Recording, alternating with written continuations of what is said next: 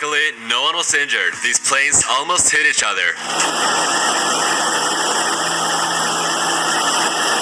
This plane was about to touch down in heavy rain, but the rain got worse just as they were about to land, causing them to lose visibility. Minimums.